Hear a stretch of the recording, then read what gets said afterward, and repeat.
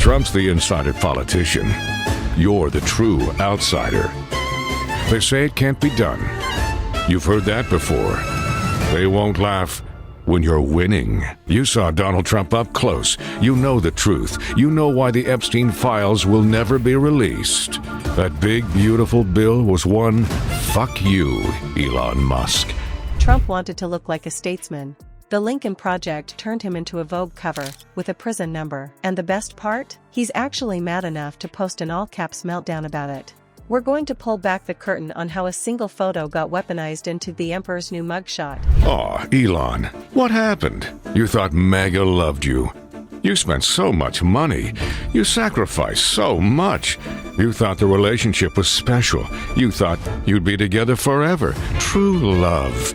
They're laughing at you, Elon. Elon Musk is illegal. He's got to go too. You're Elon Musk. You don't have to take this. Over the weekend, Musk announced he would be forming a new political party called the America Party. Oh, Elon, you were such a fool.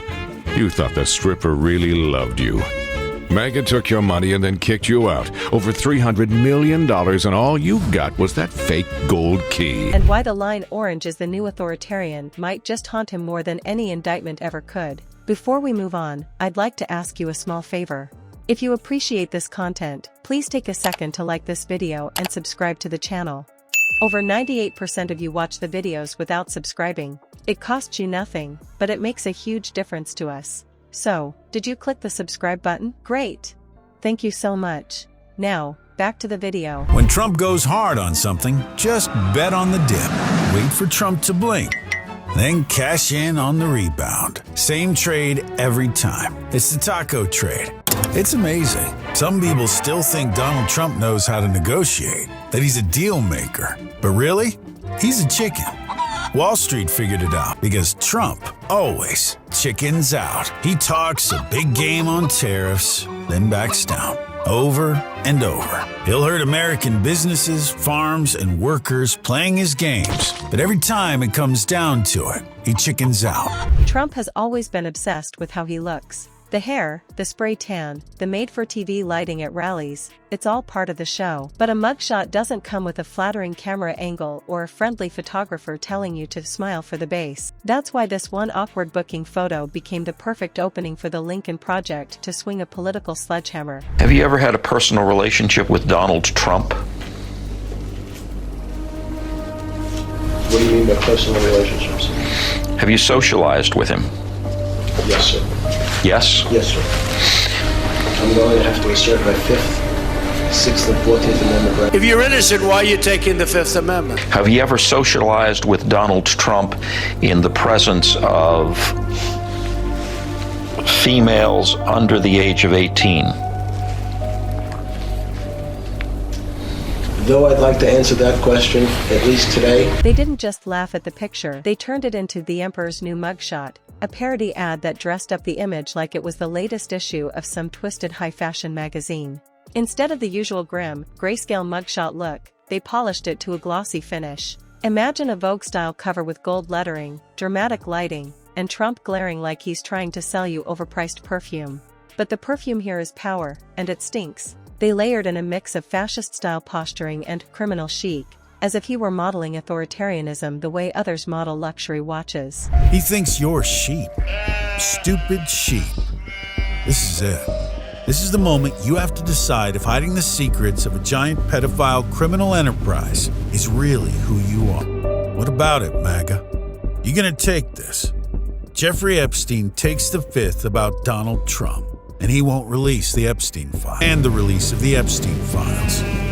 Or be a sheep. You hear narration calling him orange is the new authoritarian, which is the kind of line that's not even subtle, it's a sledgehammer wrapped in a joke. It instantly takes his favorite asset, his brand, and flips it into something you'd wear ironically on a bad t-shirt. This hit him where it hurt, his carefully built image as the untouchable, commanding leader. For decades he's walked into rooms with staged lighting and controlled press coverage, always making sure the background looked grand. Oops, Donald. You thought you sent J.D. Vance to talk to Rupert Murdoch about stopping the Epstein story. Well, that didn't work. But there's something you should worry about, Donald. Something you should think about. Maybe they talked about when to start the 25th Amendment process to take you out. You should have sent Don Jr. or someone else that you could trust. Because you know JD Vance will tell anybody whatever it takes to get what he wants. What if JD Vance cuts a deal with Rupert? Maybe JD Vance and Rupert figured out the succession. Who comes after you? They don't want to wait. There are gold elevators, massive flags, and perfectly aimed spotlights. Now, here he is on a fake magazine cover somewhere between GQ and an FBI wanted poster. The Lincoln Project knew exactly that this gap, the one between how he wants to be seen and how reality can look, is where satire has the most venom. The ad slipped in smaller Easter eggs too. At one point, there's a sly reference to Elon Musk, almost like a wink to the online crowd. It isn't there just for laughs, it's a reminder of the tech bro crowd that flirted with Trumpism and how messy that alliance looks when dragged into this cartoon. Have you ever had a personal relationship with Donald Trump? What do you mean by personal relationships? Have you socialized with him? Yes, sir. Yes? Yes, sir. I'm going to have to assert my 5th, 6th, and 14th Amendment right. If you're innocent, why are you taking the Fifth Amendment? Have you ever socialized with Donald Trump in the presence of females under the age of 18? Though I'd like to answer that question, at least today. These tiny digs keep the viewer engaged, catching detail after detail, each one cutting a little deeper. The choice of language is as ruthless as the visuals.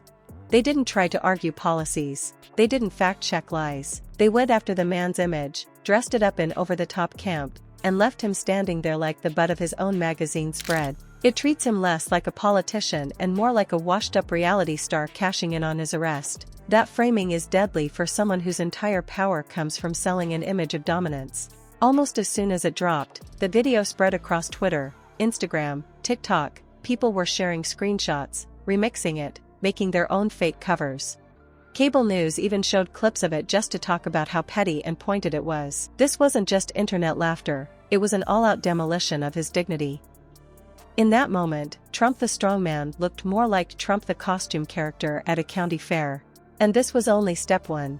If this ad was a clean jab that rattled his self-image, the next one would swing harder. The Lincoln Project was about to turn the mocking into a full production, complete with songs, props, and choreography, turning the humiliation from a glossy parody into something that looked like it belonged under Broadway lights.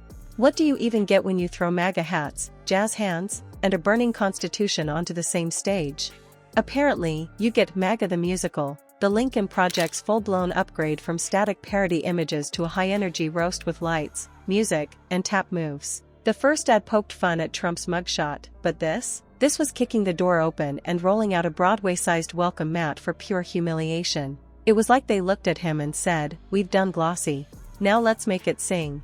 Trump loves big entrances. He thrives on those over-the-top rally walk-ons with pumping music, giant flags, and a crowd chanting his name like he's the headliner at a rock concert. That's the image he likes, commanding, larger than life, the king of his own world. In MAGA-TH.